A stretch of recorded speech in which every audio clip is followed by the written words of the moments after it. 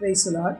ஆண்டவராகிய இயேசு கிறிஸ்துவின் நாமத்தில் உங்கள் அனைவரையும் இந்த மாதம் ஜூலை மாதத்தில் சந்திப்பதில் நான் மகிழ்ச்சி அடைகிறேன். ஜூன் மாதம் வரைக்கும் கர்த்தர் நம்மை அருமையாய் காத்தார். நாம் பிறந்த நாள் முதல் இன்றைக்கு வரைக்கும் கிருபையாய் பாதுகாத்து ஆயுசு காலங்களை கூட்டி கொடுத்து புதிய மாதத்திலே தேவன் கொண்டு வந்திருக்கிறார். நம்ம அதிகாலையில் நம்முடைய யூடியூப் சேனலில் நம்ம பாடல் பாடி வொர்ஷிப் பண்ணி வார்த்தைகளை பகிர்ந்து கொண்டு கடைசி ஜெபம் முடித்தோம்.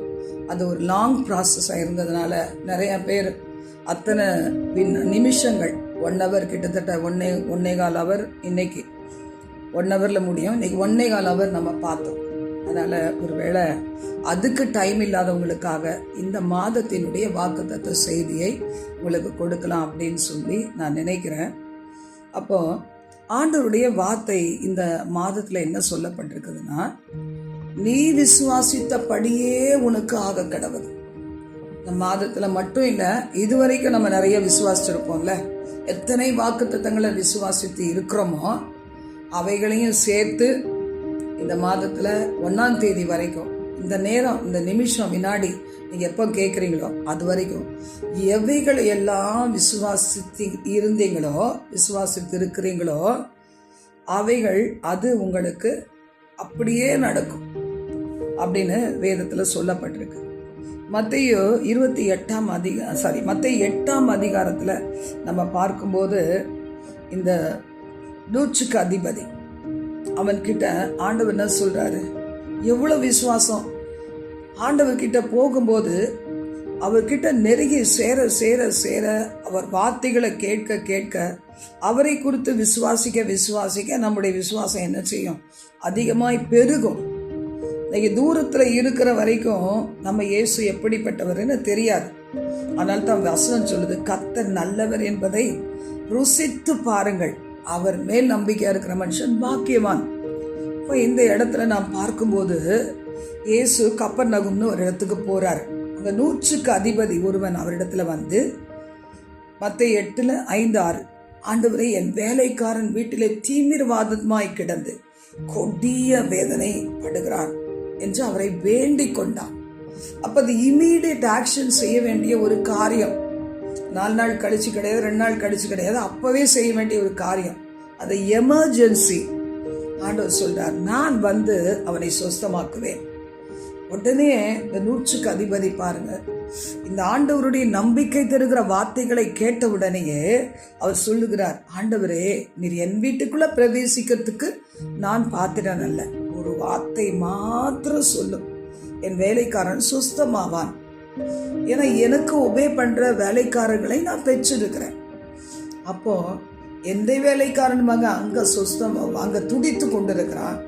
நீங்க சொல்லிட்டா போதும், உங்களுடைய சர்வெண்டா நீங்க சொல்றத அப்படியே நம்பி போறதுக்கு நான் இப்ப ரெடியா இருக்கிறேன். எப்படி என் வேலைக்காரன் என் வார்த்தைக்கு ஒபே பண்றானோ, உங்க வார்த்தைக்கு ஒபே பண்ணி ஒரு வார்த்தை சொல்லும். அப்ப ஆண்டவர் என்ன சொல்றாரு, இது மாதிரி விசுவாசத்தை எங்கேயுமே பார்த்தது இல்லையே சொல்லி அவர் என்ன சொல்றாரு அப்படின்னா, 13ஆம் வசனம், நீ போகலாம், நீ விசுவாசித்தபடியே உனக்காக கடவுது என்றார். அந்த நாளிகையிலே அவன் சுகமாயிட்டானா. எப்போ இந்த 100க்கு அதிபதிக்கு தெரியும்னா, வீட்டை நோக்கி அவன் போகிறான், எல்லாம் ஓடி வராங்க, அவன் பிழைச்சிட்டான்னு சொல்றாங்க. அப்போ எந்த நிமிஷத்துல அவன் பிழைச்சான், எப்போ அப்படின்னு கேட்டா, எப்போ இயேசு கிறிஸ்து சொன்னாரோ நீ போகலாம், நீ விசுவாசித்தபடியே உனக்கு ஆகட்டும்னு சொன்னாரோ, அதே செகண்ட்ல அங்க நடந்திருக்கு அற்புதம் கண்ட உடனே. அப்பா, எவ்வளவு ஒரு தேவன் உண்மை உள்ளவர் பார்த்தீங்களா. இன்னைக்கு அவருடைய வார்த்தை சொல்லுது, எதையெல்லாம் விசுவாசித்து இருக்கிறாயோ இன்னைக்கு வரைக்கும் அந்த விசுவாசத்தின் படியே உனக்கு ஆக கடவுது அப்படின்னு கர்த்தரை வார்த்தை சொல்லுது. யோவான் 20 கூட பாருங்க, 24 முதல் 29 இயேசு தம்முடைய சீஷர்களோடு ஊட்டப்பட்ட அறைக்கதவுகளுக்குள்ள தன்னை உயிர்த்தெழுந்த ஆண்டவராக வெளிப்படுத்துறாரு. அப்ப தோமா அங்க இல்லை. தோமா சொல்ற, அதெல்லாம் நான் நம்பவே மாட்டேன், நான் நீங்க சொல்றதை நம்ப மாட்டேன், நீங்க பார்த்தேன்னு சொல்றதை நான் நம்ப முடியாது, நானே பார்க்கணும், நானே காயத்தை பார்க்கணும், நானே அவருடைய விழாவில் கைவிட்டு பார்க்கணும், அப்பதான் நம்புவேன். அப்போ ஆண்டவர் அப்படியே சொல்றார். ஒரு நாள் தோமா இருக்கும்போது அவன்கிட்ட தோமாவும் இருக்கும்போது சொல்றாரு, அப்பா நீ காயத்தில் என் விரலை விட்டு என் கையை அவருடைய விழாவில் போட்டா உள்ளே விசுவாசிக்க மாட்டேன்னு சொன்னல, இப்போ வா போட்டு பார் அப்படின்னு சொல்லும்போது தோமா சொல்றாரு, என் ஆண்டவரே என் தேவனே. அப்போ இயேசு என்ன சொல்றார், நீ என்னை கண்டதினால் விசுவாசிக்கிறாய், காணாது இருந்தும் விசுவாசிக்கிறவன் தான் பாக்கியவான். அப்ப அந்த 100க்கு அதிபதி பாருங்க, எத்தனை விசுவாசம். நீங்க வாங்க ஆண்டவரே, நீங்க தொடுங்க ஆண்டவரே, நீங்க ஏதாவது பண்ணுங்க ஆண்டவரே, என் கண்ணு முன்னாடி நீங்க எழுப்பி நிறுத்துங்க ஆண்டவரேன்னு சொல்லலை.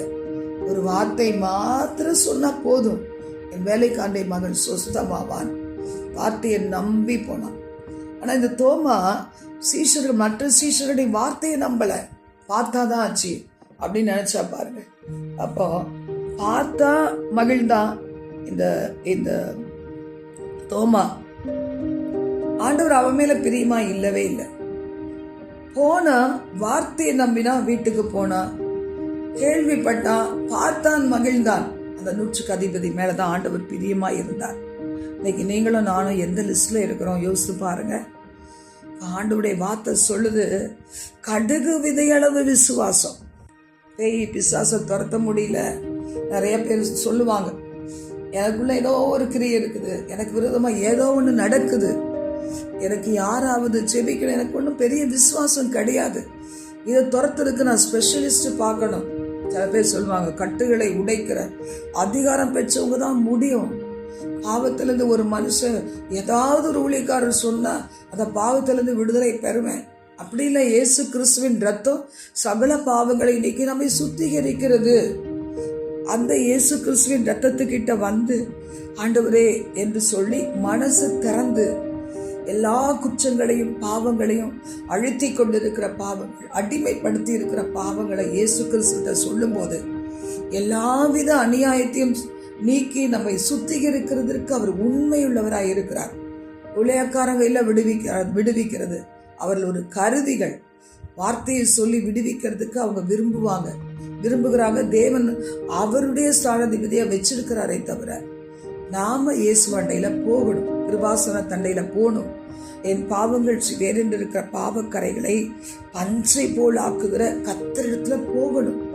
அப்போ இந்த இடத்துல சீஷர்களுக்கு தன்கிட்ட கொண்டு வந்த ஊழியத்தை செய்யறதுக்கு முடியல. அந்த மனுஷன் தன் வாலிப மகனை கொண்டு வரான். ஆனா அந்த மனுஷன்கிட்ட பிசாசு துரத்த முடியல. அப்போ இயேசு சொல்றார், எதுக்கு நீங்க இப்படி இருக்கீங்க, எவ்வளவு நாள் நான் மாம்சத்துல உங்க கூட இருப்பேன் அப்படின்னு சொல்லி அந்த பிசாசு துரத்துறாரு. அது போயிருது.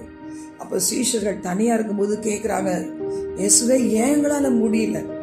அப்போ உங்க அவிசுவாசம் தான். உங்களுக்கு தேவை என்ன தெரியுமா? கடுகு விதையளவு சின்ன விசுவாசம், பூர்ணமான விசுவாசம். சின்னதா இருந்தாலும் பூர்ணமான விசுவாசம். அந்த கடுகு பார்த்தீங்களா, குட்டியா இருக்குது, அதை பிரேக் பண்ண முடியாது, உடைக்க முடியாது. அது எவ்வளவு அந்த ஃபுட்டுக்கு டேஸ்ட், அந்த ஸ்மெல் எல்லாம் கொடுக்குதோ அது போல கடுகு விதையளவு. அப்படி இருந்துச்சுன்னா இது கட்டாயமா அது வெளியே போயிருக்கும் அப்படின்னு சொல்றார். அன்பிலீஃப், உனக்கு என்ன இருக்கு? உனக்கு நம்பிக்கை இல்லாத தன்மை எவ்வளவு வேணும் உனக்கு? as a grain of mustard seed, a little bit of faith, அதான் தேவை அப்படின்னு ஆண்டோடைய வார்த்தை சொல்லுது பாருங்க. இன்னைக்கு நம்ம வாழ்க்கையில கூட இந்த மாதத்துல நம்ம என்ன செய்யணும்? ஆண்டவரிடத்துல இருந்து நான் இதுவரைக்கும் நம்பி இருக்கிற அனைத்தையும் பெற்றுக்கொள்ள வேண்டும்.